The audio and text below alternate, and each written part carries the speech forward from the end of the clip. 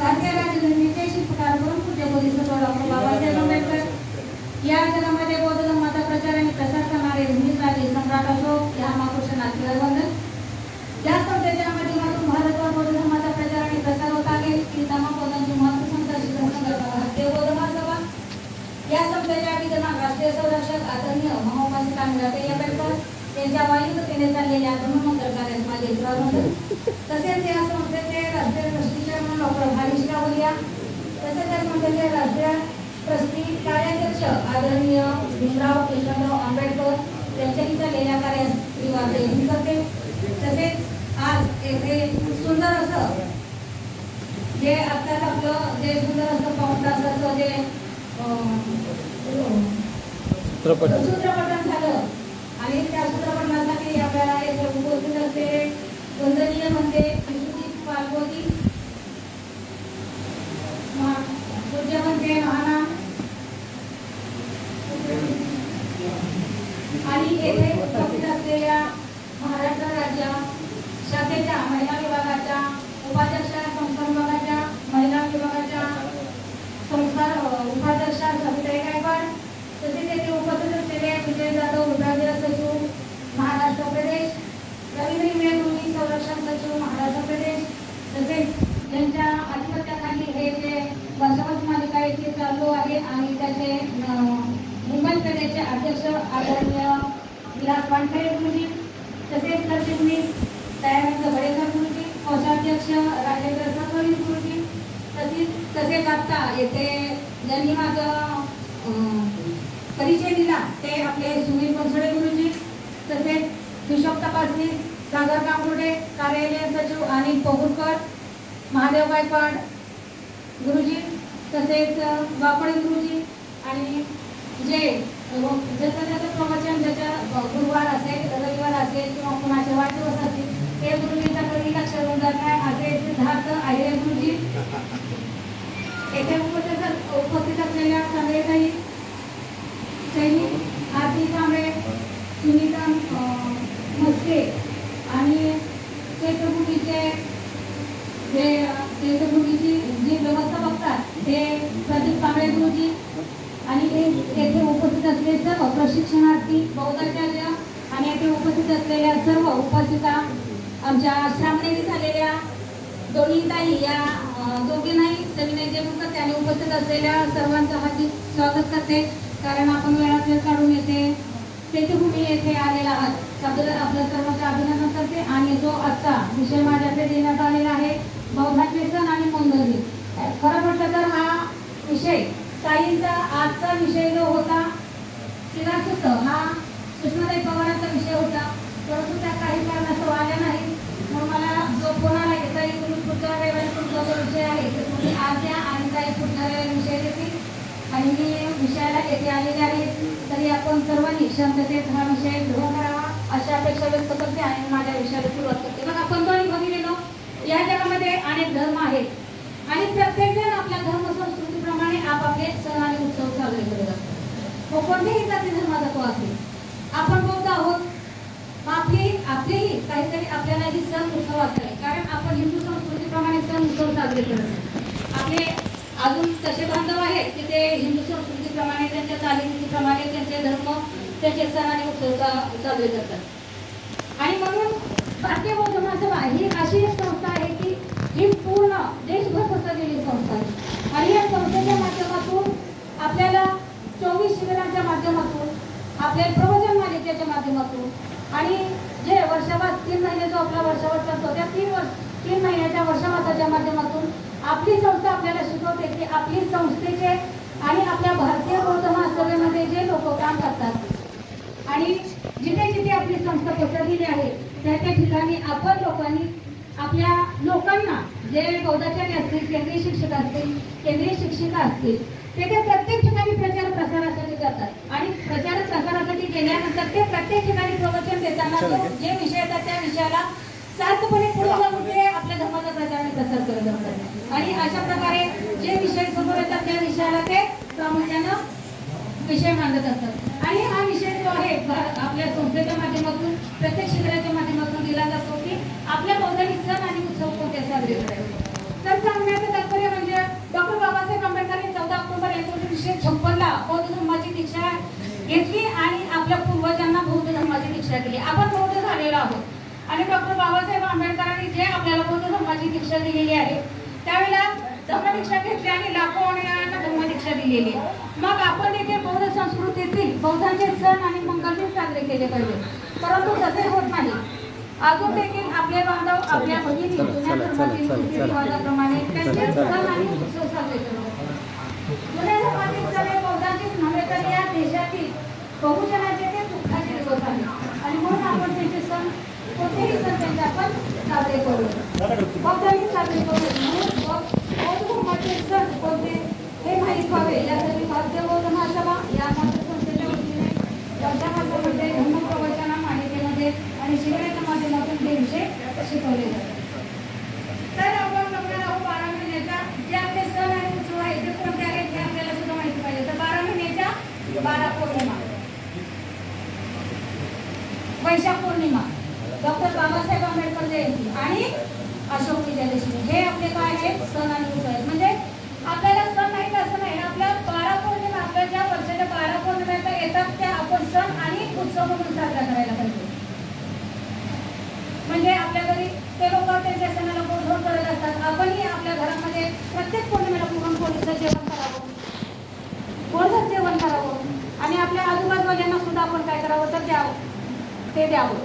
कारण त्यांना सुद्धा माहिती पडलं पाहिजे की बाबा हे सुद्धा ह्यांच्यात सुद्धा काय आहे तर सण आहेत, हे सुद्धा प्रत्येक पौर्णिमा साजरी करत असतात. म्हणजे अशा प्रकारे आपण जर आपल्या जे आपले सण आहेत त्याचा सुद्धा काय करायला पाहिजे तर आपण प्रचार आणि प्रसार करायला पाहिजे. तर आपण प्रथम पाहणार आहे वैशाख पौर्णिमा. आता वैशाख पौर्णिमा तर आपल्याला सर्वांनाच माहिती आहे काय आहे ते. वैशाख पौर्णिमेला काय झालेलं आहे की तथागत सिद्धार्थ गौतमाच्या जीवनामध्ये महत्त्वाच्या अशा 3 घटना घडलेल्या आहेत आणि म्हणून ही वैशाख पौर्णिमा आपल्यासाठी वंदनीय आहे, महान आहे. कारण जगाचे जगद्गुरु जगद्वंदनीय तथागत भगवान बुद्धांचा वैशाख पौर्णिमेला जन्म झालेला आहे. लिंबुनी या तराई वनामध्ये तथागत भगवान सिद्धार्थ गौतमाचा जन्म झालेला आहे. दुसरं कारण आहे की त्यांना संबोधी सुद्धा वैशाख पौर्णिमेलाच प्राप्त झालेली आहे. आपण सर्वांनी आपले ग्रंथ वाचलेला आहे. ग्रंथामध्ये ही सर्व माहिती आहे. तर सर्वांना सविस्तर माहिती सांगायला हवी आहे का? कारण आपल्याला पुढचे 12 पूर्ण 11 पौर्णिमा आणि आपल्याला पुढचे मग आपल्याला वेळ लागणार.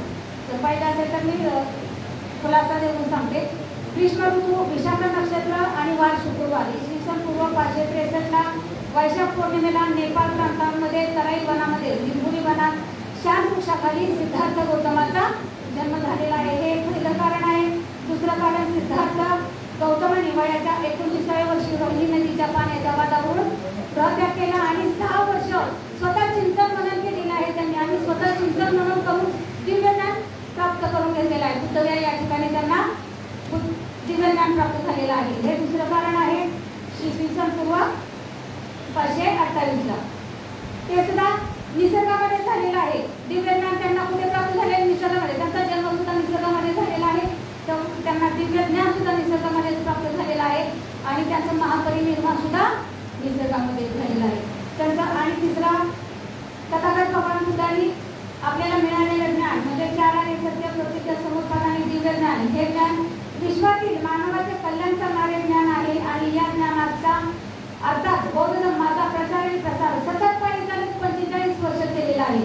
आणि वयाच्या 80व्या वर्षी मंगळवारी इसवी सन पूर्व 483ला वैशाख पौर्णिमेला 3ऱ्या प्रहरी कुशिनारा या ठिकाणी 2 शाल वृक्षांच्या खाली त्यांचं काय झालेलं आहे? महापरिनिर्वाण झालेलं आहे. आणि अशामुळे ही वैशाख पौर्णिमा आपल्यासाठी वंदनीय आहे, महान असा मंगल सण आहे. आपणच नाही तर आपल्या भारतातील लोक, आपले बौद्ध लोकच फक्त साजरा करतात, परंतु विश्वातील लोक तो सण मोठ्या उत्साहात साजरा करत असतात. आपली भारतीय बौद्ध महासभेचे ठराविक लोक तेवढा हा सण म्हणून साजरा करत असतात. तरी भारतातील सर्व लोकांनी हा सण आणि उत्सव, कारण तथागत भगवान बुद्ध फक्त आपल्या त्यांचेच आहेत का? नाही, विश्वातील लोकांचे तथागत भगवान बुद्ध आहेत आणि म्हणून विश्वातील लोकांनी हा सण आणि उत्सव साजरे करतात. म्हणून आपल्या भारतातील लोकांनी सुद्धा सर्व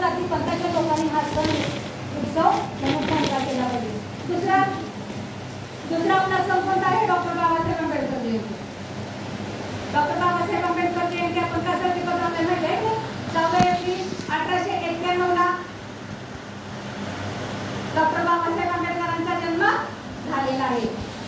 हा भारतातील पौराणिक दुसरा मंगलाचा सण आहे. 14 एप्रिल 1891 ला मध्य प्रदेशातील इंदोरच्या महू या मिलिटरीच्या छावणीमध्ये या देशातील शोषित पीडित समाजाचे उद्धार करते देशातील महान कर्तव्यवान नेते डॉक्टर बाबासाहेब आंबेडकर यांचा अर्थात भीमराव आंबेडकर यांचा जन्म झालेला आहे. त्यांनी 3 विश्वविद्यालयातून स्वयंप्रयत्नाने डिग्र्या संपादन केलेले आहे. या देशातील शोषित पीडित अस्पृश्य समाजाचा तुमचा आमचा उद्धार केलेला आहे. स्वातंत्र्य, समता, न्याय, विश्व बंधुत्व अर्थात बौद्ध धर्माच्या ओटी टाकून तुम्हा आम्हाला माणुसकीचे जीवन दिलेले आहे, स्वाभिमानाचे जीवन दिलेले आहे. त्याचबरोबर या देशातील विद्यार्थी, कामगार, महिला या सर्वांना संविधानाच्या माध्यमातून संपूर्ण हक्क आणि अधिकार आपल्याला संविधानाच्या माध्यमातून आपल्याला दिलेले आहे. म्हणून 14 एप्रिल डॉक्टर बाबासाहेब आंबेडकर जयंती हा भारतातील बौद्धांचा दुसरा महान असा सण आहे. तो आपण साजरा करतो, परंतु त्यामध्ये आपण काही त्रुटी सुद्धा करतो. फक्त आपली लोक त्याच्यामध्ये काहीतरी चुका करतात. कारण आपली लोक काय करतात, बाबासाहेबांचा जयंती सण दारू पिऊन काय लोक नाचून साजरा करत असतात. बाबासाहेबांना ते अपेक्षित होतं का? नाही. बाबासाहेबांना अपेक्षित होतं की माझ्या समाजानं पुढे जावं, अभ्यास करावा, शिक्षण घ्यावं. म्हणून काय लोक आपले काय करतात, 18 तास बाबासाहेबांना काय करतात, बाबासाहेबांच्या 18 तास वाचून जयंती साजरी करत असतात. तर आपणही त्याप्रमाणे बाबासाहेब आंबेडकरांची जयंती सण आणि उत्सव म्हणून आपण सर्वजण साजरा करतो. कारण बाबासाहेबांमुळे आपला उद्धार झालेला आहे. बाबासाहेबांमुळे आपल्याला माणुसकीचे जीवन मिळालेले आहे. आणि म्हणून अशा बाबासाहेबांचे आपल्यावर अनंत असे उपकार आहेत आणि आपण ते उपकार कधीही विसरता कामा नाही. आणि म्हणून आपण डॉक्टर बाबासाहेब आंबेडकर यांची जयंती मोठ्या उत्साहामध्ये साजरी करावी. पुढचा आपला तिसरा सण आहे धम्मचक्र प्रवर्तन दिन म्हणजे अशोक विजयादशमी. हा भारतातील बौद्धांचा तिसरा महान असा सण आहे. कारण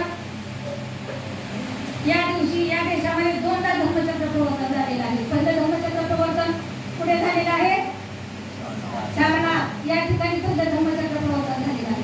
दुसरं धम्मचक्र प्रवर्तन सम्राट अशोकाने केलेलं आहे. त्यांनी 84,000 लोकांना धम्म दीक्षा दिली आहे. म्हणजे ते दुसरं धम्मचक्र प्रवर्तन आहे. तर सम्राट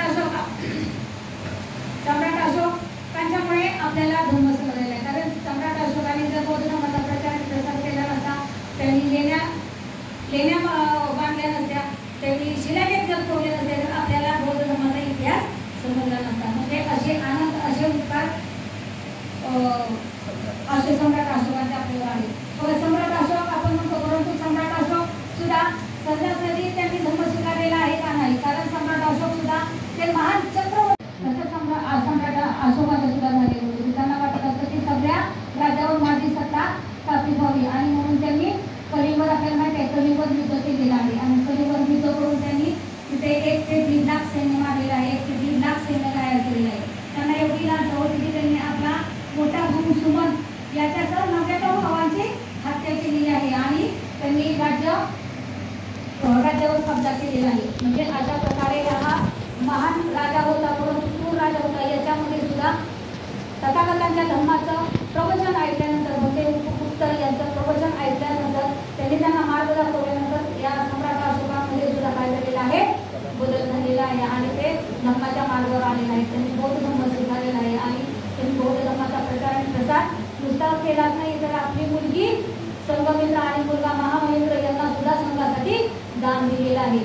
आणि अशा या महान सम्राट अशोकाची सुद्धा आपण काय करायला पाहिजे तर जयंती त्यांचा सण आणि उत्सव म्हणून आपण अशोक विजयादशमी. कारण हे औचित्य साधूनच डॉक्टर बाबासाहेब आंबेडकरांनी तिसरं धम्मचक्र प्रवर्तन केलेलं आहे आणि तुमचा आमचा काय केलेला आहे तर उद्धार केलेला आहे. म्हणजे या देशामध्ये 3 वेळा धम्मचक्र प्रवर्तन झालेलं आहे. असे हे आपले 3 महान असे सण आहेत. तर आता आपण इथून पुढच्या ज्या आपल्या पौर्णिमा आहेत 11 पौर्णिमा आपण पाहणार आहोत.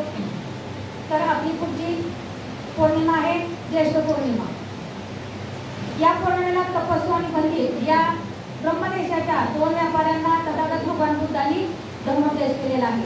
तथागत भगवान बुद्ध आपल्याला जे ज्ञान मिळालेलं आहे ते सत्य ज्ञान आहे का हे ध्यानात त्यांनी या ठिकाणी निर्वाण संमतीचे चिंतन करत त्यांनी घालेला होता आणि तेव्हा ते ब्रह्मदेशाचे 2 व्यापारी तपस्वी आणि भगीर आलेले आहेत आणि त्यांना दिसलेलं आहे की तथागत भगवान बुद्ध प्रकाशन या वृक्षाखाली बसलेले आहेत आणि ते त्यांच्याकडे जातात आणि त्यांना वंदन करतात आणि त्यांच्या बाजूला बसतात आणि बाजूला बसल्यानंतर तथागत त्यांना उपदेश करतात आणि त्यांचा उपदेश ऐकून तपस्वी आणि भगीर यांच्यामध्ये त्यांना वाटतं की बाबा आपल्याला आजपर्यंत कुणी सुद्धा एवढा चांगला उपदेश केलेला नाही आणि म्हणून ते तथागतांना म्हणतात की आजपासून तुम्ही काय झालेला आहात तर आमचे गुरु झालेला आहे गुरु झालेला आहात तर तुमची आठवण म्हणून आम्हाला काहीतरी द्या.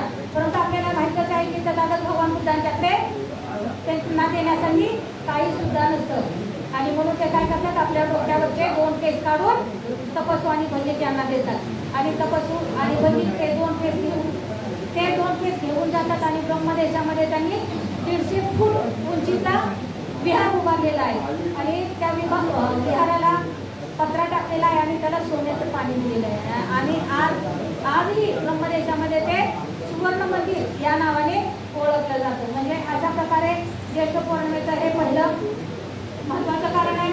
दुसरं याच पौर्णिमेला भगवंतांनी सुजाताला उपदेश केलेला आहे. आपल्याला माहिती आहे सुजाता कोण होती. सुजाताच्या तिच्या श्रवणामुळे सिद्धार्थ गौतमांना दिव्य ज्ञान प्राप्त झालेलं आहे. अशा या सुजाताच्या खिरीचे उपकार म्हणून सिद्धार्थ गौतमांनी सुजाताला त्यांना दिव्य ज्ञान प्राप्त झाल्यानंतर सुजाताला काय केलेलं आहे तर उपदेश केलेला आहे. असे हे दुसरं कारण आहे. तिसरं कारण आहे सम्राट अशोकांचा मुलगा महाबलेंद्र व मुलगी संगमित्रा यांनी बुद्धगया येथील पिंपळाची एक फांदी देऊन अनुराधापूर श्रीलंका या ठिकाणी रोपण केलेले आहे आणि त्याचा आता आज देखील 2 वटवृक्ष तिथे श्रीलंका या ठिकाणी आहे आणि प्रत्येक ज्येष्ठ पौर्णिमेला त्या ठिकाणी तिथे मोठा उत्सव भरवला जातो. म्हणजे आपण म्हणतो ना जत्रा त्या प्रकारे तिथे मोठ्या प्रकारची अशी जत्रा भरवली जाते आणि तिथे वंदनेचे आजही कार्यक्रम घेतले जातात. असे हे ज्येष्ठ पौर्णिमेचं महत्त्व आहे. 4थं कारण आहे कपिल वस्तूतील नगरवासियांना तथागत भगवान बुद्धांनी महासमसुद्धाचा उपदेश केलेला आहे. अशा या प्रकारे ज्येष्ठ पौर्णिमेचे 4 महत्त्वाचे कारण आहेत. ज्येष्ठ पौर्णिमेला 4 महत्त्वाच्या घटना घडलेल्या आहेत. पुढची आपली जी पौर्णिमा आहे आषाढ पौर्णिमा आहे. या पौर्णिमेला गुरुवारी बोधिसत्व सिद्धार्थ गौतमाचा गर्भ महामायेच्या कुशीमध्ये सामावलेला आहे. हे पहिलं कारण आहे. कारण आपल्याला माहितीच आहे बरेच दिवस महामायेला मुलबाळ नसतं आणि नंतर आषाढ पौर्णिमेला आपल्याला माहिती आहे आपण वाचलेला आहे ग्रंथ आपण त्याचा विस्तार नाही सांगत बसूया आणि आषाढ पौर्णिमेला सिद्धार्थ गौतमाचा गर्भ महामायेच्या कुशीत सामावलेला आहे. हे महत्त्वाचं एक कारण आहे. दुसरं सिद्धार्थ गौतमांनी वयाच्या 29व्या वर्षी रोहिणी नदीच्या पाण्याच्या वाटपामुळे युद्धाला विरोध केला आणि त्यामुळे 3 शिक्षा त्यांना देण्यात आल्या होत्या. त्यापैकी त्यांनी एक शिक्षा डोक्यात हात स्वीकारलेली. दुसरी शिक्षा होती त्यांच्या संपत्ती जप्ती आणि दुसरा त्यांच्या घरावर बहिष्कार. म्हणजे अशा प्रकारे आपल्यामुळे आपल्या कुटुंबाला त्रास होऊ नये आणि म्हणून त्यांनी काय केलं आहे स्वतः डोक्यात केलेलं आहे. हे दुसरं कारण आहे. तिसरं कारण आहे बोधिसत्व सिद्धार्थ गौतम सम्यक संबुद्ध झाल्यानंतर त्यांनी शनिवारी आषाढ पौर्णिमेला इसवी सन पूर्व 528ला ऋषी प्रपदन मृगदायवन सारनाथ या ठिकाणी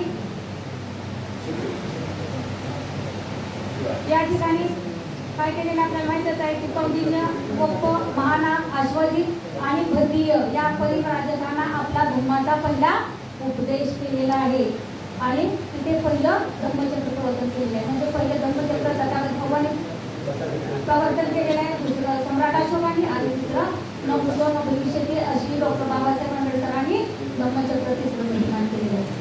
आणि 4थं कारण आहे याच पौर्णिमेला धर्माचा प्रचार प्रसार करण्यासाठी भिक्षू संघाची स्थापना केली आणि पहिला भिक्षू संघ किती 60 भिक्षूंचा झालेला आहे याच पौर्णिमेला. पुढचा 5वं कारण आहे याच पौर्णिमेला भिक्षूंना पावसाळ्यात 3 महिने त्रास होऊ नये म्हणून वर्षावा सुरू केलेला आहे. म्हणजे तो 6 वर्षावा बघा.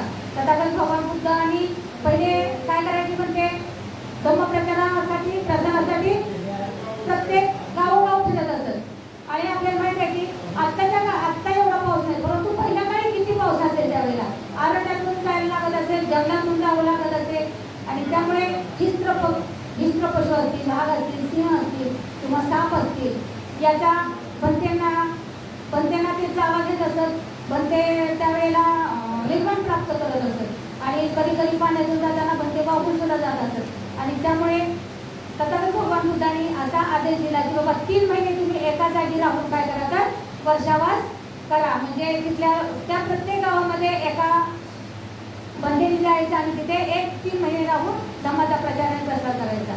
आणि अशा प्रकारे तेव्हापासून काय झालेलं आहे तर वर्षावास चालू झालेला आहे. याच पौर्णिमेला भिक्षूंना पावसाळ्याचा 3 महिने त्रास होऊ नये म्हणून वर्षावास चालू झालेला आहे. इसवी सन पूर्व 527 ला पहिला वर्षावास ऋषीप्रथम मुद्द्यानुसार या ठिकाणी झालेला आहे. पहिला वर्षावास ऋषीप्रथम मुद्द्यावर इसवी सन पूर्व 527 ला झालेला. अशा या 5 कारणांनी आषाढ पौर्णिमा, गर्भमंगल दिन, धम्म उदय दिन, धम्मचक्र प्रवर्तन दिन म्हणून आपण सर्वांनी काय करायला काय पाहिजे तर साजरा करायला पाहिजे. याही पौर्णिमेला आपण माहितच आहे आपले ज्या वेळेला वर्षावास चालू होतो त्यावेळेला आपण आपल्या घरामध्ये गोडधोड जेवण करत असतो. काही लोक उपवास ग्रहण करत असतात. म्हणजे अशा प्रकारे आपण सर्वांनी आपल्या बौद्ध बांधवांनी प्रत्येक पौर्णिमेचं महत्त्व लक्षात घेऊन आपण कोणतेही सण उत्सव न साजरे करता आपल्या ज्या पौर्णिमा आहेत जे आपले सण आणि उत्सव आहेत तेच आपण सर्वांनी साजरे करायला पाहिजे. आपल्या लोकांनाही म्हणजे आपण म्हणतो ना शिस्तबद्ध एक शिस्तबद्ध भारतीय बौद्ध महासभा ही आपल्या चाकोरीच्या माध्यमातून प्रत्येक बौद्ध व्यक्तीला चाकोरीच्या माध्यमातून जाण्याचा मार्ग दाखवत असते आणि तो मार्ग म्हणजे भारतीय बौद्ध महासभा ही आहे. पुढचा 6वी पौर्णिमा श्रावण पौर्णिमा आहे. या पौर्णिमेला तथागत भगवान बुद्धांनी श्रावस्ती नगरीतील डाकू अंगुलीमालावर विजय मिळवलेला. आपल्याला माहिती आहे डाकू अंगुलीमाल कोण होता. डाकू अंगुलीमाल पहिला डाकू नव्हता, त्याचं नाव अहिंसक होतं. त्याच्या वडिलांचं नाव गार्गे, आईचं नाव मैत्रेयी होतं आणि ज्या ठिकाणी ते आश्रमात शिकत होते त्या आश्रमाच्या गुरुचं नाव होतं शीलभद्र. अहिंसक हा लहानपणापासूनच अहिंसक होता. म्हणजे त्याच्या वडिलांनी नावच त्याचं तसं ठेवलं होतं अहिंसक. अहिंसक म्हटल्यानंतर तो कुणाला इजा पोचवणारा माणूस होता का नाही, परंतु त्या गुरुनं दक्षिणा त्यांना अशी मागितली की त्यांना आपल्याला माहिती आहे की आपण सुद्धा परीक्षा देतो शाळेत. आपण त्या परीक्षा दिल्यानंतर ज्या वेळेला गुरुपौर्णिमा असते त्यावेळेला आपण सुद्धा आपल्या गुरुला काहीतरी दक्षिणा देत असतो की नाही. कोण पुष्प देत असेल, कोण वही देत असेल, कोण प्रेम देत असेल. म्हणजे आपण गुरुची काय करत असतो तर आपण त्यांचे आभार मानत असतो. आणि तशा प्रकारे हा शीलभद्र सुद्धा असतो की त्याला त्याच्या आश्रमात गुरुला सांगतात की अहिंसकाचं आणि शीलभद्राचं काहीतरी चालू आहे. आणि म्हणून ज्या वेळेला गुरुदक्षिणा द्यायची वेळ येते त्यावेळेला हा शीलभद्र त्याला म्हणतो की तू मला 1000 लोकांच्या करगळ्यांची माळ आणून दे. आता गुरुच्या आज्ञेचं पालन तर करायला पाहिजे आणि म्हणून गुरुच्या आज्ञेचं पालन म्हणून त्या अहिंसकाचा काय झालेला आहे डाकू अंगुलीमाल झालेला आहे. आणि डाकू अंगुलीमाल आल्यानंतर आपल्याला माहिती आहे 999 लोकांना मारलेला आहे. आणि त्या 999 लोकांना मारलेलं असतं आणि 1000 ज्या वेळेला एकच मनुष्य कोणी असतो त्यावेळेला तथागत भगवान बुद्ध त्या ठिकाणी गेलेले असतात त्या लेखवनामध्ये. त्यावेळेला लोक तथागतांना समजावत असतात परंतु तथागत तसेच पुढे चालत चाललेले असतात. आणि डाकू अंगुलीमालाला खूप आनंद होतो की बाबा माझी गुरुदक्षिणा आता पूर्ण होणार आहे. त्याला खूप आनंद झालेला असतो. आणि ज्यावेळेला तथागत चालत असतात त्यावेळेला डाकू अंगुलीमाल त्यांच्या मागे पळत असतो आणि तो म्हणतो हे संन्यासा थांब. त्यावेळेला तथागत म्हणतात की मी तर थांबलेलंच आहे, तू अहिंसका धावत आहे. आणि अहिंसका म्हटल्यानंतर कारण त्याला आश्चर्य वाटतं की बाबा माझं नाव तर कुणालाच माहिती नाही, मी तर डाकू अंगुलीमाल आहे. परंतु आपल्याला माहिती आहे तथागतांना 3 काळाचं ज्ञान होतं आणि त्यामुळे तथागतांनी अहिंसका म्हटल्याबरोबर त्या अहिंसकामधला अहंकार म्हणजे त्याच्यामध्ये जी क्रूर वृत्ती होती ती क्रूर वृत्ती शांत झालेली आहे. आणि तथागतांच्या संघामध्ये डाकू अंगुलीमाल सामील झालेले. आपण अजूनही जरी गेला पर्यटनाला तरी अजूनही अंगुलीमालाची तिथे दुवा आहे. म्हणजे सत्य आपण बौद्ध धर्मामध्ये सर्व सत्य सांगत असतो. आपल्या धर्मामध्ये काही सुद्धा आपण खोटे ठोकांत सांगत नाही. कारण हा धम्मच आपला तसा आहे की बाबासाहेबांनी जो आपल्याला धम्म दिलेला आहे तो धम्म सत्यावर आधारित आहे. आपल्या धर्मामध्ये कुठल्याही प्रकारचं आपण कोणताही वाक्य असेल ते आपण कधीही कुणाला खोटं सांगत नाही. जे आहे सत्य. कारण आपण आपले तिकडचे लोक चालवला जातात, आपण आपल्या पवित्र स्थळांचं दर्शन घ्यायला जातो. माझा धर्म असं आहे की बौद्ध व्यक्तींनी आयुष्यात एकदा तरी येऊन आपल्या या तथागत भगवान बुद्धांच्या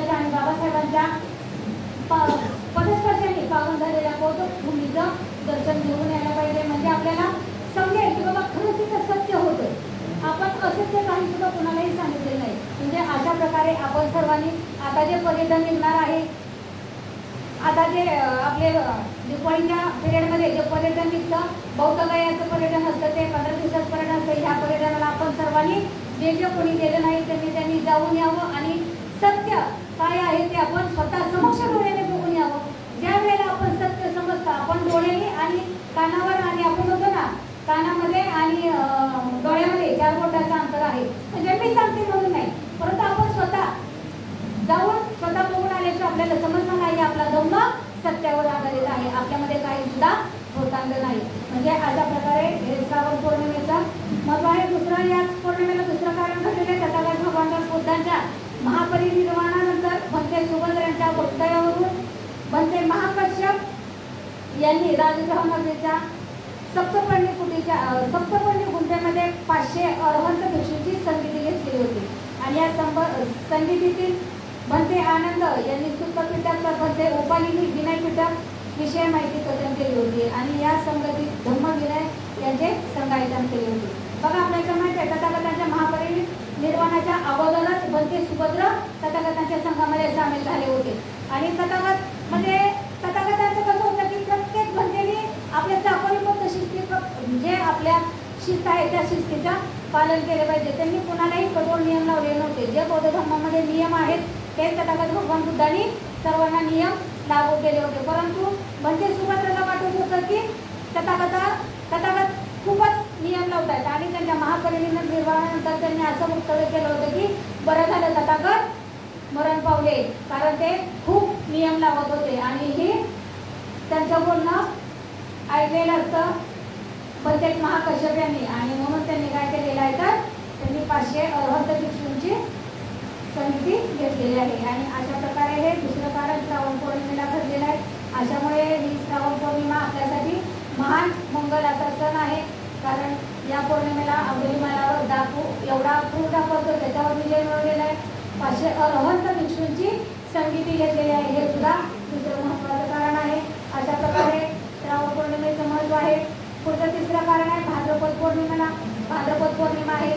या पौर्णिमेला ही वर्षावासातील पौर्णिमा आहे. आणि या पौर्णिमेला बौद्धांनी उपसत व्रत धारण करावे, अष्टशिलाचे पालन करावे, धर्मस्थळांना भेटी द्याव्यात. आपण माहितीच आहे, आपण प्रत्येक पौर्णिमेला काय करतो तर आपण आपल्या ज्या जवळपासच्या लेण्या आहेत त्या लेणींना आपण काय करत असतो तर भेटी देत असतो.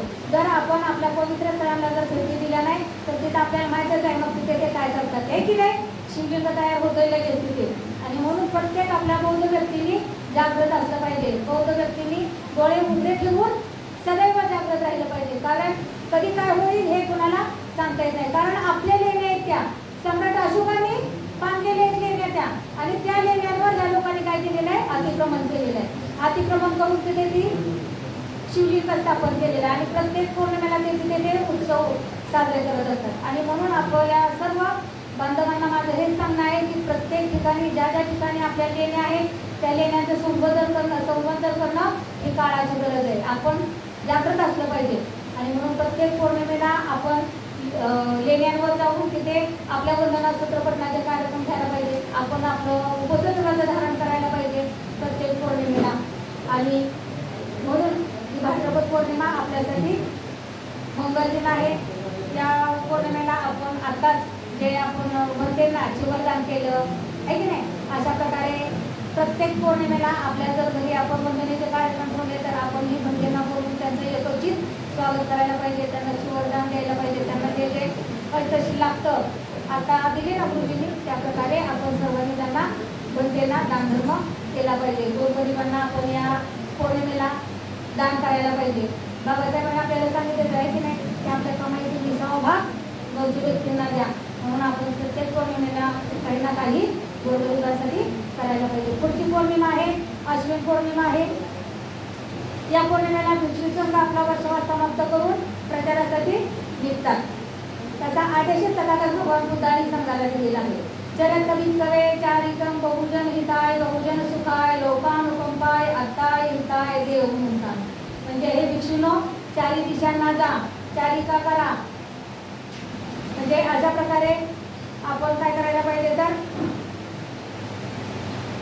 भिक्षूंना सुद्धा आपण अशा प्रकारे मदत करायला पाहिजे. ज्यावेळेला भिक्षू आपला वर्षभर समाप्त करून जातात, 3 महिने एका ठिकाणी राहिलेले असतात, 3 महिने तिथे धर्माचा प्रचार नाही प्रसार केलेला असतो आणि ज्यावेळेला ते निघून म्हणजे पुढच्या प्रसारासाठी जात असतात त्यावेळेला सुद्धा आपण त्यांचं योग्योचित स्वागत करायला पाहिजे आणि त्यांना पुढच्या प्रवासासाठी शुभेच्छा द्यायला पाहिजे. कारण पुढच्या गावामध्ये जाऊन ते त्याच प्रकारे काय करणार आहे तर बौद्ध धर्माचा प्रचार आणि प्रसार करणार आहेत. तिथे सुद्धा बौद्ध धर्माचा ते विकास करणार आहेत. कारण बौद्ध धर्म हा नुसता आपल्यासाठीच नाही तर पूर्ण जगातील मानवाचा कल्याण करणारा हा बौद्ध धर्म आहे. आणि सर्वांनी त्या अशा या बौद्ध धर्माचा काय करायला पाहिजे तर स्वीकार करायला पाहिजे. आणि त्याच प्रकारे भीमराव साहेबांचा तसाच संकल्प आहे की बौद्ध धर्म आता 25ला भीमराव साहेब आंबेडकर काय करणार आहे तर बौद्ध धर्म दीक्षेचे कार्यक्रम लावणार आहे. म्हणजे अशा प्रकारे आश्विन पौर्णिमा आहे आणि आश्विन पौर्णिमेला आपण सर्वांनी सण आणि उत्सव म्हणून आपण साजरा करायला पाहिजे. या दिवशी आपण उपवास धारण करायला पाहिजे. प्रत्येक आपण बौद्ध व्यक्तीला प्रत्येक पौर्णिमेला उपवास व्रत धारण करतच असतो, परंतु इतरांना सुद्धा बौद्ध धर्म समजला पाहिजे, त्यांना त्यांच्यापर्यंत बौद्ध धर्म पोहोचवला पाहिजे. परंतु त्यांनी विहारात येणं गरजेचं आहे. कारण बाबासाहेबांनी सांगितलेलं आहे की प्रत्येक बौद्ध व्यक्तीने प्रत्येक रविवारी आणि प्रत्येक गुरुवारी विहारात यावं. कारण विहारात आल्यानंतर काय होतं तर त्याला बौद्ध धर्माची ओढ लागते, त्याला त्रिसरण येतं, त्याला पंचशील येतं. कारण आपल्या व्यक्तींना अजूनही काही व्यक्तींना आपल्या पंचांग प्रणाम करायला सुद्धा येत नाही, त्रिसरण म्हणता येत नाही, पंचशील म्हणता येत नाही. आणि ज्यावेळेला आपण विहारात या त्यावेळेला आपल्याला बौद्ध धर्म काय आहे तो समजणार आहे. पुढची पौर्णिमा आहे कार्तिक पौर्णिमा आहे. या पौर्णिमेला उज्जैन नागराजावर तथागत भगवान बुद्धांनी विजय मिळवलेला आहे.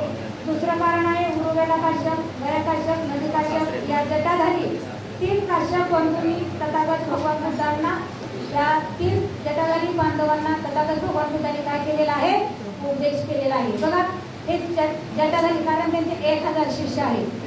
नदी काश्यप, गया काश्यप आणि उरुवेला काश्यप अशा प्रकारे 3 जटाधारी बांधव आहेत. नदी काश्यप 500 शिष्य, गया काश्यपाचे 300 शिष्य आणि उरुवेला काश्यपाचे 200 शिष्य. म्हणजे अशा प्रकारे तथागतांना हे जेव्हा समजतं की हे काय आहे तर ते कर्मकांड करणारे आहेत, ते अंधश्रद्धा पसरवणारे आहेत, त्यांनी जटा वाढवलेले आहेत, ते अग्निपूजक आहेत. आणि हे ज्यावेळेला तथागतांना समजतं त्यावेळेला तथागत तिकडे जातात आणि जो मोठा भाऊ असतो त्याच्याकडे 500 शिष्य असतात आणि ज्यावेळेला तथागत त्यांच्या आश्रमात जातात तथागतांचं प्रवचन ऐकून त्या जटाधारी जे जटाधारी असतात त्यांच्यामध्ये तथागतांचं प्रवचन ऐकून परिवर्तन होतं आणि त्या काय करतात तर आपल्या जटा कापतात आणि नदीमध्ये सोडून देतात. आणि त्यांचा जो एक भाऊ खाली असतो त्याने सुद्धा आश्रमात राहिलेला असतो, त्याच्याकडे 300 जटाधारी शिष्य असतात. ते बघतात तर काय होत आहे तर पाण्यातून जटा वाहून येत आहेत. त्याला वाटतं की आपल्या भावाला काहीतरी दगापट्टा झालेला आहे आणि म्हणून तो सुद्धा त्याच्या आश्रमात जातो. बघतो तर तिथे तथागत भगवान प्रवचन देत असतात आणि 500 जण बाजूला बसलेले असतात. त्याच्यात सुद्धा प्रवचन ऐकून त्याच्यात सुद्धा परिवर्तन होतं आणि तो सुद्धा आपल्या जटा कापून पाण्यात टाकतो. त्या जटा त्याच्या खालच्या गया काश्यपाला दिसतात आणि गया काश्यप काय करतो आपल्या 200 जटाधारी शिष्यासह येऊन तथागतांच्या संघामध्ये सामील होतो. आणि अशा प्रकारे तथागतांचा संघ 1000 भिक्षूंचा झालेला आहे. म्हणजे तथागतांच्या संघामध्ये 1000 भिक्षू तयार झालेले आहेत. असे एक कार्तिक पौर्णिमेचं महत्व आहे. आणि दुसरं कारण संघ सेनापती सारीपुत्र यांचे निर्वाह कार्तिक पौर्णिमेला झालेले आहे आणि या कारणामुळे ही पौर्णिमा बौद्धाचे सण आणि मंगलदिन आहे. आपल्याला माहितच आहे की सरसेनापती सारीपुत्र आपल्याला माहित आहे तथागत भगवान बुद्धांच्या संघामध्ये सारीपुत्र आणि महामोगल्या यांना आदर्शमान गेलाय. कारण सारीपुत्र आणि महामोगल्या तथागतांचे 2 हात होते आणि ज्या वेळेला ते दोघे तथागतांचे येत असतात त्यावेळेला तथागत त्यांना म्हणतात सकाळला सांगत असतात की हे कोण आलेले आहे तर दोघे सारीपुत्र आणि महामोगलायन येत आहेत.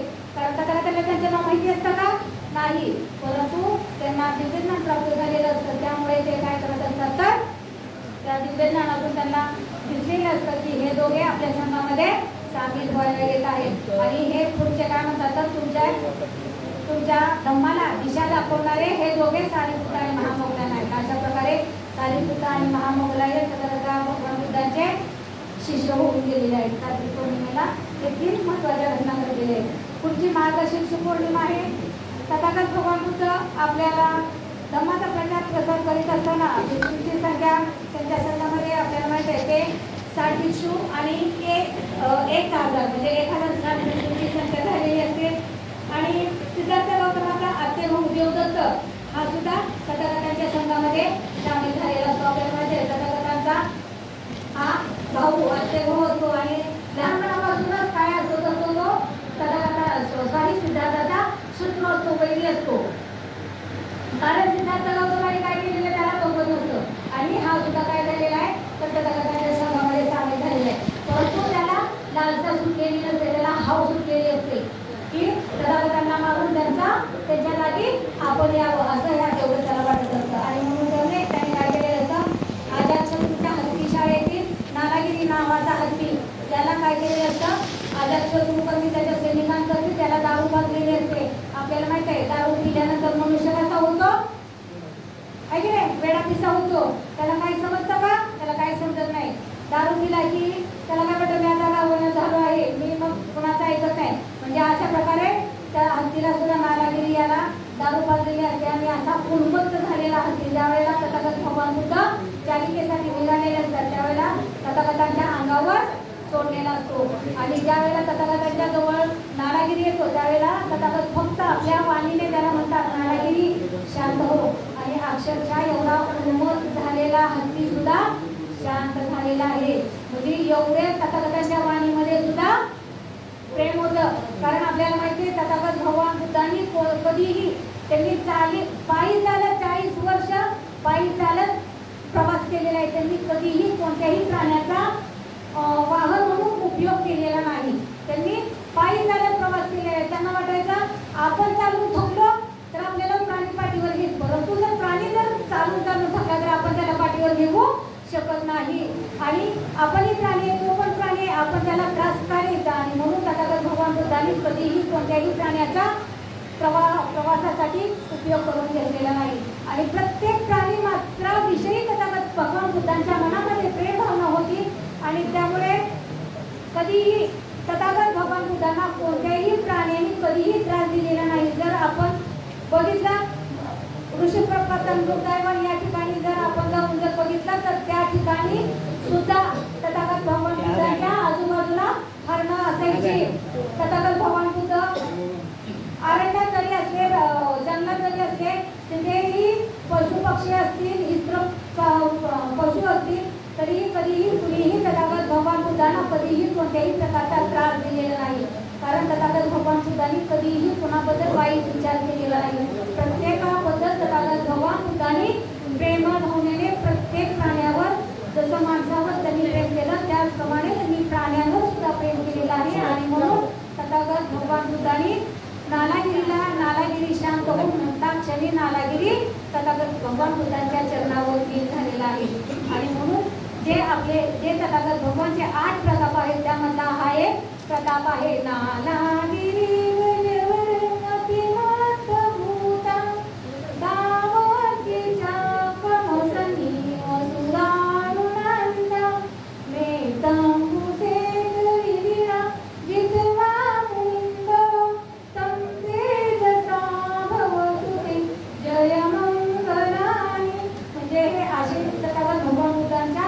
जीवनामध्ये असे हे 8 प्रकार घडलेले आहेत. आणि ह्या 8 प्रतापापैकी हा एक प्रताप आहे की नालागिरी एवढा कुंभ झालेला हत्ती सुद्धा तथागताच्या चरणावर लीन होतो. एवढा टाकू अंगुलीमाल सुद्धा तथागतांना शरण जातो. म्हणजे तथागतांच्या वाणीमध्ये किती प्रेम होतं, किती त्यांच्या मनामध्ये सर्वांविषयी प्राण्यांविषयी सुद्धा प्रेम आदरभाव असा होता. आणि म्हणून ही पौर्णिमा कार्तिक पौर्णिमा आपल्यासाठी मार्गशीर्ष पौर्णिमा आपल्यासाठी मंगल दिन आहे. आणि आपण सर्वांनी ही पौर्णिमा सण आणि उत्सव म्हणून काय करायला पाहिजे का साजरे करायला पाहिजे.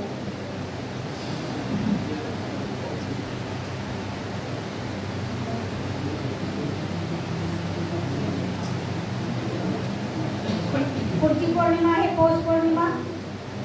या पौर्णिमेला राजा बिंबिसाराची धर्मदीक्षा झालेली आहे. तर तथागत भगवान बुद्ध आपल्या तत्वज्ञानाचा प्रचार प्रसार करीत असताना त्यांच्याबरोबर 1250 म्हणजे 1250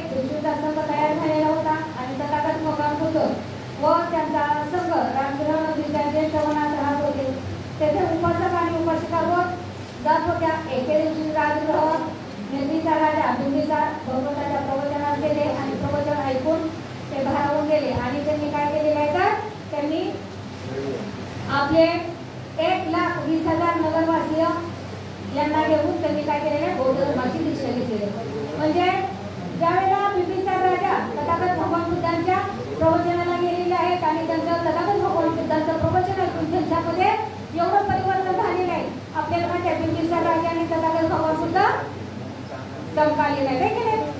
आणि तथागत भगवान बुद्धांचं प्रवचन ऐकून बिंबिसार राजाच्या मनामध्ये खूप अशी भावना त्यांच्याबद्दल आलेली आहे आणि ते प्रवचन ऐकून एवढा त्यांच्यामध्ये बदल झालेला आहे की त्यांनी आपले 1,20,000 नगरवासी यांच्या सहित काय केलेले आहे तर बौद्ध धर्माची दीक्षा घेतलेली आहे आणि ते बौद्ध धर्माचे उपासक झालेले आहेत. आणि तेवढ्यावरच ते थांबले नाही तर त्यांनी काय केले नाही तर भगवान बुद्धांना वेळोवर सुद्धा ते दान दिलेले. आपण जर बुद्धगयाला गेला आहे की नाही तर त्या ठिकाणी हे अजूनही वेळोवन आहे.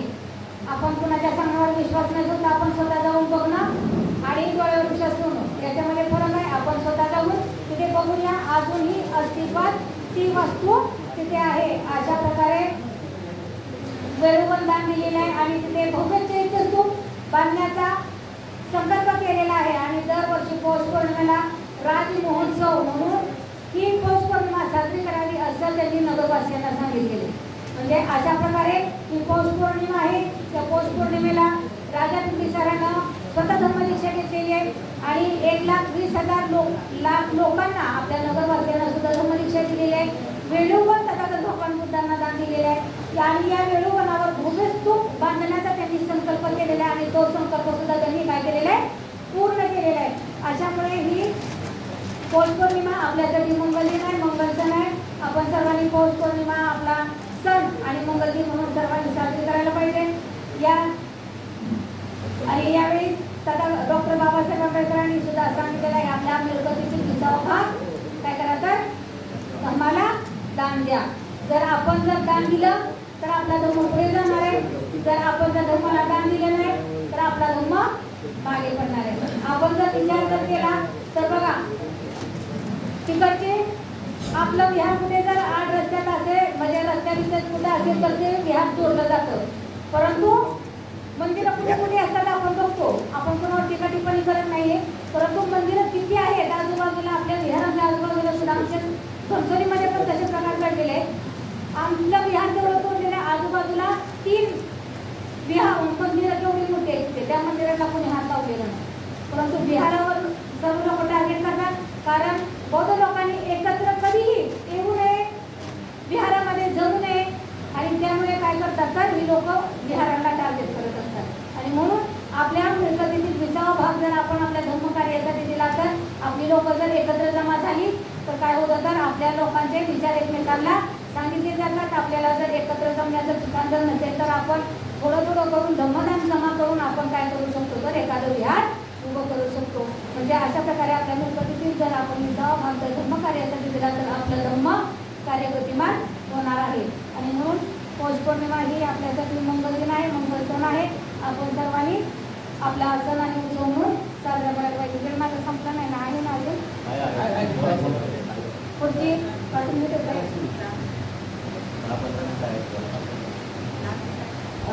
नाही तर अजून 10 मिनिटं. आपली माघ पौर्णिमा आहे. तर या माघ पौर्णिमेला तथागत भगवान बुद्धांनी आपल्या महापरिनिर्वाणाची घोषणा केलेली आहे.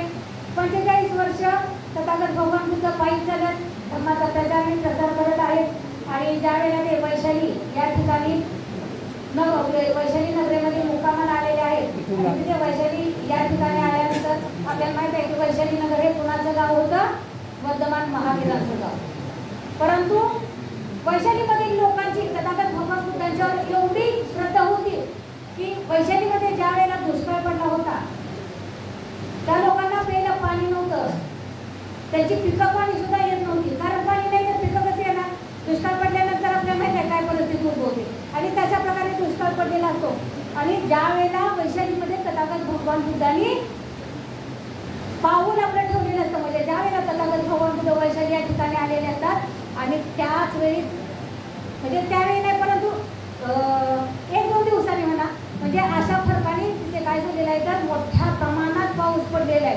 आणि त्यामुळे वैशालीतील जनता तथागत भगवान बुद्धांच्यावर खूप प्रेम करत असे, त्यांच्यावर खूप लोकांची श्रद्धा होती आणि म्हणून तथागत भगवान बुद्ध वैशाली या ठिकाणी नेहमी जात असत आणि तेथील जनतेची विचारपूस करत असत. आणि अशाच वेळी तथागत भगवान बुद्ध वैशाली या ठिकाणी गेलेली आहे आणि वैशाली या ठिकाणी गेल्यानंतर तिथे प्रवचन चालू असतं. प्रवचन झाल्यानंतर लोक जमा झालेले असतात आणि त्या ठिकाणी तथागत भगवानी काय केलेलं आहे तर आपल्या महापरिनिर्वाणाची घोषणा केलेली आहे की बाबा इथून पुढे 3 महिन्यांनी माझं महापरिनिर्वाण होणार आहे. आणि बघा असा कोणताही म्हणजे कुठल्याही विश्वात जरी गेलं आपण तरी एक सुद्धा महापुरुष असा मिळणार नाही आपल्याला की आपल्या महापरिनिर्वाणाची घोषणा एक महापुरुष 3 महिन्या अगोदर करतो. असे हे सम्यक संबुद्ध, कारण त्यांना आपल्या तिन्ही काळाचं ज्ञान होतं, त्यांना आपल्याला महापरिनिर्वाण कधी होणार आहे हे सुद्धा त्यांना माहिती असतं.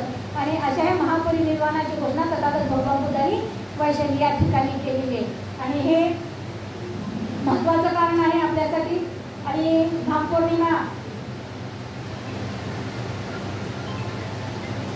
पौर्णिमेला आपण सण आणि मंगल म्हणून आपण सर्वांनी काय करायला पाहिजे तर साजरी करायला पाहिजे. पुढची पौर्णिमा कोणती? फाल्गुन पौर्णिमा. फाल्गुन पौर्णिमेला सण असतो आहे की नाही? काय असते? होळी. आपले लोक लय होळी खेळतात आहे ना, कलरमध्ये चिकन मटन पार्टी असते म्हणजे अशा प्रकारे लोक साजरी करत असतात. म्हणजे आपल्या बांधवांनी साजरी करू नये सांगण्याचं तात्पर्य आपल्या बौद्ध व्यक्तीने होळी सण साजरी करू नये. तर आपला सण कोणता आहे? पौर्णिमा.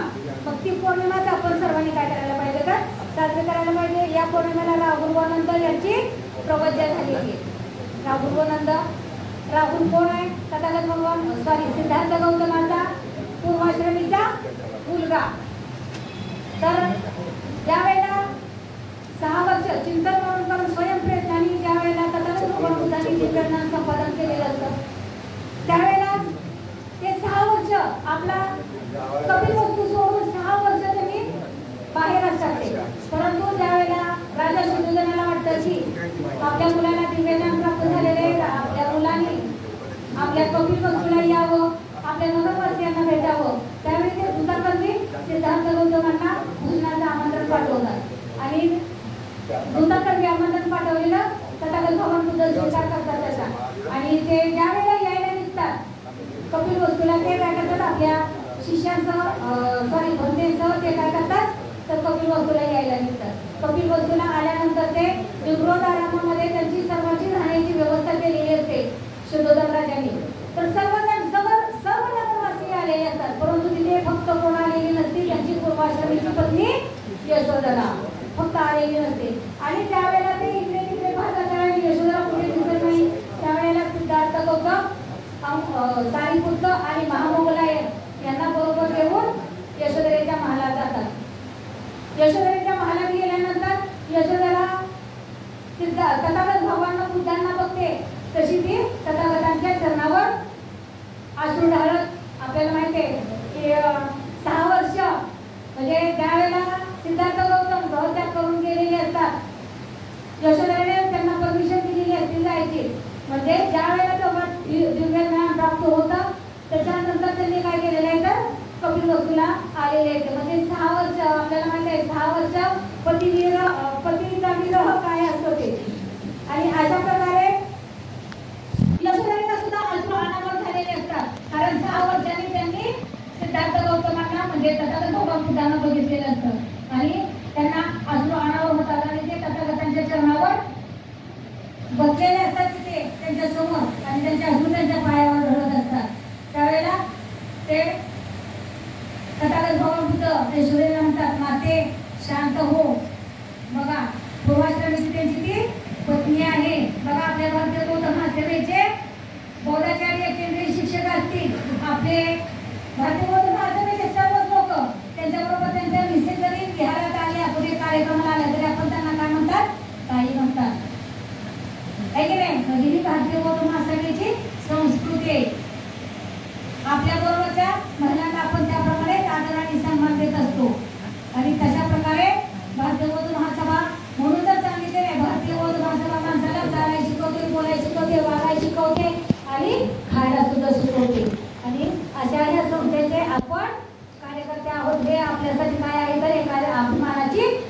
आवश्यकता आहे.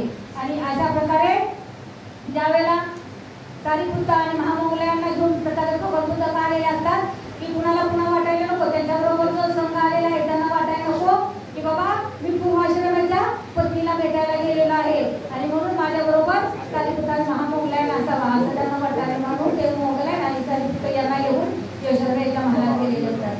आणि माती शांत हो म्हटल्याबरोबर यशोधरा बाजूला जाऊन उभे राहतात आणि नंतर तथागत भगवान बुद्ध आणि सारीपुत्त महामंगलयन निवृत्त गावामध्ये निघून जातात. आता सिद्धार्थ गौतमाने घरत्याग केला त्यावेळेला बाल राहुल लहान असतो, त्याला वडील सुद्धा आठवत नसतात. परंतु ज्यावेळेला बाल राहुल यशोधरेकडे येतो आणि यशोधरा बाल राहुलाला म्हणते की तुझे इथे कोण आलेले आहेत तर वडील आलेले आहेत, तू त्यांच्याकडे जा आणि तुला काय मागतात वारस हक्क माग. परंतु राहुलाने आपल्या वडिलांना बघितलेलं नसतं. मग तो म्हणतो मी माझ्या वडिलांना कसं ओळखणार की हेच माझे वडील आहेत, कारण सर्वजण सारखे दिसत आहे, सर्वांच्या अंगावर जीवर आहे, मग मी माझं वडील कसं ओळखणार. त्यावेळेला यशोधरा नरसिंह गाथेचं पठण करते. आपल्या माहिती नरसिंह गाथेमध्ये तथागत भगवान बुद्धांचं सर्व वर्णन दिलेलं आहे, त्यांची 32 लक्षणे आणि 80 शुभचिन्हे याचं वर्णन या नरसिंह गाथेमध्ये दिलेलं आहे. आणि ती नरसिंह गाथा म्हटल्यानंतर बरोबर बाल राहुल काय करतो तर आपल्या वडिलांच्याकडे जातो. वडिलांच्याकडे गेल्यानंतर वडिलांना म्हणतो की मला काय करा तर तुम्ही वारस हक्क द्या. आता वारस हक्क त्यांच्याकडे काय दिलेला असतो, काहीच नाही, कारण तथागत भगवान बुद्धांच्याकडे धन दौलत त्यांनी एवढी सोडून गेलेली असतात, एवढा राजवाडा सोडून गेलेले असतात, एवढं राजपद ते सोडून गेलेले असतात, त्यांच्याकडे काही सुद्धा धन दौलत नसते. त्यावेळेला ते बाल राहुलाला म्हणतात राहुल तू तुझ्या काय करतात आईची परवानगी घेऊन ये, त्यावेळेला मी तुला माझा वारस हक्क देतो. आणि ज्यावेळेला राहुल आपल्या मातेकडे जातो त्यावेळेला यशोधरा सुद्धा काय करते तर बाल राहुलाला परवानगी देते की तू तुझा वारस हक्क घ्यायला तयार आहेस, तू तुझ्या वडिलांच्याकडे जा. आणि त्या प्रकारे गेल्यानंतर मग सारीपुत्त आणि महामंगलयांना तथागत म्हणतात की त्याचं काय करा मुंडन करा, त्याला चिवर द्या. आणि तथागत भगवान बुद्ध काय करतात राहुलाला आपला वारसा हक्क देतात. कधीही न चोरी होणारा, कधीही न कोणी हिसकून घेणारा असा वारस हक्क म्हणजे ज्ञानाचा वारसा हक्क तथागत भगवान बुद्धांनी राहुलाला दिलेला आहे. आणि म्हणून ही पौर्णिमा आपल्यासाठी अत्यंत महत्त्वाची पौर्णिमा आहे. आणि सर्वात लहान मुलगे म्हणून बाल राहुल त्यांना बौद्ध धर्माची दीक्षा दिलेली आहे. आणि त्याच्याबरोबरच नंद यांनी सुद्धा काय केलेले आहे, त्यांचे सावत्र भाऊ नंद यांनी सुद्धा प्रवचन घेतलेली आहे. आणि आपल्याला माहितच आहे की नंतर पुन्हा यशोधरेनं सुद्धा आणि महामाता नाही प्रजापती नाही महामाता महाप्रजापती गौतमीने सुद्धा काय केलेलं आहे तर त्यांनी सुद्धा चिवर परिधान केलेलं आहे. म्हणजे त्यांच्या राज्यामध्ये त्यांच्या घरामध्ये कोणी सुद्धा नंतर शिल्लक राहिली नाही, सर्व संघामध्ये सामील झालेले आहेत. म्हणजे अशा प्रकारे हे फाल्गुन पौर्णिमेला महत्वाची अशी घटना घडलेली आहे. बाल राहुलाला धर्मदीक्षा दिलेली आहे, बाल राहुल संघामध्ये सामील झालेला आहे. नंदाची सुद्धा या संघामध्ये नंद सुद्धा सामील झालेले आहेत. आणि अशा प्रकारे याच पौर्णिमेला पूर्वाश्रमीच्या नंद यांनी सुद्धा धर्मदीक्षा घेतलेली आहे. अशा प्रकारे फाल्गुन पौर्णिमेचं अत्यंत महत्वाचं कारण आहे. फाल्गुन पौर्णिमा आपण होळी म्हणून न साजरी करता आपली सण आहे, म्हणून आपण फाल्गुन पौर्णिमेला आपण सण आणि उत्सव म्हणून साजरी करावी. पुढची आपली शेवटची पौर्णिमा आहे चैत्र पौर्णिमा. आता आपल्याला माहिती आहे चैत्र पौर्णिमा आपल्यासाठी अत्यंत महत्वाचा असा सण आहे आणि तो आपण खूप मोठ्या प्रमाणात आपण सर्वजण साजरा करत असतो. तर चैत्र पौर्णिमेला खीरदान झालेलं आहे की नाही, आणि त्या खिरीवर तथागत भगवान सिद्धार्थ गौतम बुद्धांना दिव्य ज्ञान प्राप्त झालेलं आहे. तर सुजाताला बरेच वर्ष लग्न झाल्यापासून मोलबाळ नसतं. सेनानी गावची एका सावकाराची मुलगी असते आणि आपल्याला माहिती आहे की लग्न झाल्यानंतर जर महिलेला लवकर मोलबाळ झालं नाही तर घरातल्या लोकांचे पण पुण्य काढायला लागतात, बाहेरच्या लोकांनी सुद्धा पुण्य काढायला लागतात. म्हणजे ही मुलगी कसं आहे, हिला मुलंच होत नाही, मग हिला कशाला ठेवा, म्हणजे अशा प्रकारचे महिलांना हिनवलं जातं. म्हणजे अशा प्रकारे सुजाताला सुद्धा प्रसंग तिच्यावर सुद्धा घडलेले असतात. परंतु ती पूर्णा नावाची ती दासी असते, ती दासी तिला सांगते की त्या जंगलामध्ये एक वटवृक्ष आहे आणि त्या जर वटवृक्षाला जर नवस केला तर तिथे काय होतात तर मुले होतात. आणि आपल्याला माहिती आहे ते नवस करून काय होत नसतं आहे की नाही, नवस करून काय होत नसतं. आणि अशा प्रकारे ती पूर्वीच आहे ते पूर्वी लोक देवावर विश्वास ठेवत होते, निसर्गावर विश्वास ठेवत होते. आणि तशा प्रकारे सुद्धा केलेली आहे आणि जाऊन तिथे झाडाला नवस बोललेले की जर मला पुत्र प्राप्ती झाली तर मी काय करेन तर तुला गायीची खीर दान म्हणून देईल. आता गायीची खीर दान म्हणून देईल तेव्हा म्हटल्यानंतर सुजाता आली आहे घरी वापस आली आहे. आल्यानंतर काही दिवसात तिला काय झालेलं आहे तर तिला दिवस गेलेले आहेत. दिवस गेल्यानंतर तिला काही दिवसात मूल झालेलं आहे. मूल झाल्यानंतर ज्यावेळेला मगाशीच सांगितलं आपल्याला की 6 वर्ष सिद्धार्थ गौतमाने 6 वर्ष ब्रह्मत्याग केल्यानंतर 6 वर्ष चिंतन म्हणून परत स्वयंप्रयत्नाने ज्ञान संपादन केलेलं आहे. परंतु ते त्यावेळेला डुंगेश्वर पर्वतावर बसलेले असतात आणि बसल्यानंतर जर डुंगेश्वर पर्वतावर आपण जर गेलो तर तिथे गुहा आहे आणि त्या गुहेमध्ये त्यांचा एक स्टॅच्यू आहे म्हणजे मूर्ती आहे तिथे. आणि जर पुढे जर बघितलं तर मागच्या हात दिसतात, मागून जर बघितलं तर पुढचे हात म्हणजे त्यांच्या शरीराचं मांस सर्व गळून पडल्यासारखं दिसतं. म्हणजे त्यांच्या शरीराला मांस सुद्धा राहिलेलं नसतं. म्हणजे अशा प्रकारे त्यांची क्रश बॉडी झालेली आहे की त्या क्रश बॉडी मध्ये त्यांना वाटत असतं की बाबा जर आपण जर आता अन्नाचा जर स्वीकार जर केला नाही, आपण जर आता जर अन्न ग्रहण केलं नाही तर आपण काय होणार आहे तर मरून जाणार आहे. आणि ज्या मार्गासाठी आपण घरातून बाहेर पडलेला आहे, जो सत्याचा मार्ग शोधण्यासाठी आपण घरातून बाहेर पडलेला आहे, तो मार्ग आपल्याला काही भेटणार नाही. जर आपण जर आता इथून उतरून जर आपण जर खाली जर गेलो तर आपण वाचणार आहे. कारण ज्यावेळेला ते 6 वर्ष चिंतन मनन करत होते, ते तपश्चर्या करत होते, त्यावेळेला ते एका फळावर, कधी एका दाण्यावर, कधी नुसत्या पाण्याच्या बोटावर, कधी एका पायावर, कधी पाण्यात रात्रभर उभं राहून त्यांनी काय केलेलं असतं चिंतन मनन केलेलं असतं. परंतु त्यांना काही सुद्धा साध्य झालेलं नसतं. परंतु ज्यावेळेला त्यांची एकदम क्रश बॉडी होते, आता जीव जातो किंवा मग जीव जातो अशी ज्यावेळेला त्यांची परिस्थिती होते त्यावेळेला त्यांना वाटतं की आता आपण काय करायला पाहिजे तर अन्नाचा स्वीकार करायला पाहिजे. आणि ते काय करतात डोंगेश्वरी पर्वत उतरून येऊन त्या वडाच्या झाडाखाली बसलेले असतात. वडाच्या झाडाखाली बसलेले असतात आणि सुजाताचा नवस फेडायचा तोच दिवस असतो. आणि त्यावेळेला सुजाता पूर्ण दासीला म्हणते की तुझ्या आणि त्या वडाच्या झाडाखाली काय करतात साफसफाई कर. साफसफाई करून आपण काय करायचं आहे आज नवस पूर्ण करण्यासाठी जायचं आहे. आणि ज्यावेळेला पूर्ण दासी तिथे येते आणि बघते तर तिथे तथागत भगवान बुद्ध येऊन बसलेले असतात, वडाच्या झाडाखाली बसलेले असतात. साफसफाई केलेली असते तिथे आणि झाडाखाली बसलेले असतात. पूर्ण येते आणि तिला वाटतं की खरंच माझ्या मालकिनीचा खिरीचा स्वीकार करण्यासाठी खरोखर तिथे वनदेवता उतरलेली आहे. तिला खूप आनंद होतो आणि ते काय करते ती माघारी जाते घरी आणि तिला सुजाताला सांगते की राणीसाहेब तुमच्या खरंच खिरीचा स्वीकार करण्यासाठी आज येथे वनदेवता उतरलेली आहे, आपण लवकर चला. सुजाताला सुद्धा खूप आनंद होतो.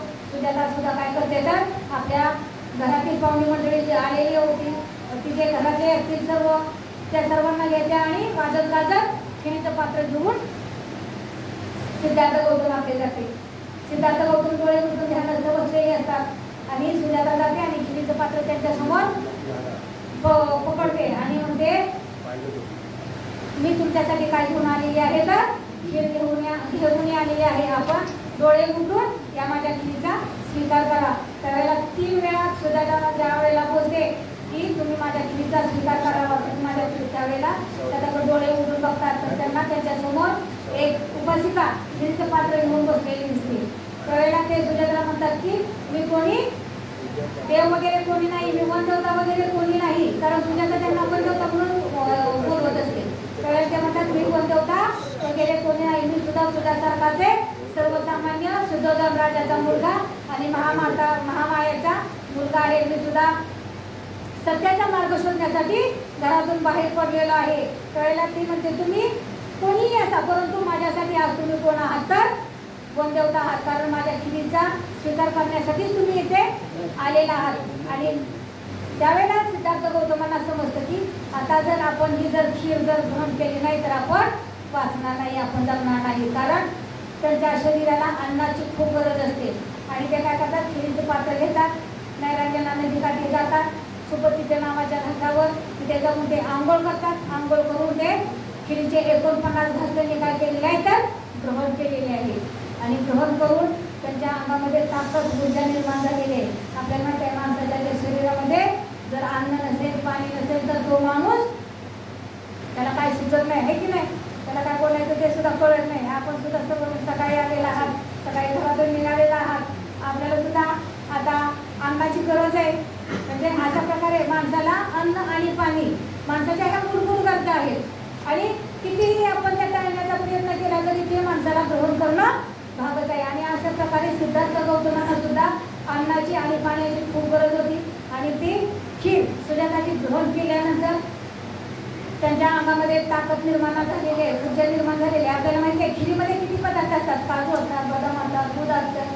म्हणजे सर्व जेवढं ड्रायफ्रूट आहे ते तेवढ्या प्रकारचे सर्व ड्रायफ्रूट माणसाच्या शरीराला ऊर्जा निर्माण करत असतं. आणि अशा प्रकारे काय केलेलं आहे तर ती खीर ग्रहण केलेली आहे. आणि खीर ग्रहण करून ते पात्र नदीत फेकून दिलेलं आहे. आणि त्यांनी मनाशी पक्का निश्चय केलेला आहे की जे मला आता हे अन्न मिळालेलं आहे त्याच्यावर मी काय करेन तर मी मला जे साध्य होणार आहे आणि जे मला साध्य करायचं आहे ते मी साध्य करूनच दाखवणार आहे. आणि त्यांनी तसा मनाशी ठाम निश्चय केलेला आहे. आणि ते तसेच चालत बुद्धगया नदी काढून चालत त्यांनी बुद्धगया या ठिकाणी निघालेले आहेत. जाता जाता त्यांना वाटेल एक शेतकरी भेटलेला आहे. त्यांनी त्यांना आपण म्हणतो ना आपल्या इकडे ते पेंड्या म्हणतात, तिकडे पेंडी म्हणतात तिकडे. आणि त्या प्रकारे पेंड्या दिलेल्या एका शेतकऱ्यांनी. आणि त्या पेंडीवर जाऊन त्यांनी सिद्धार्थ गौतमांनी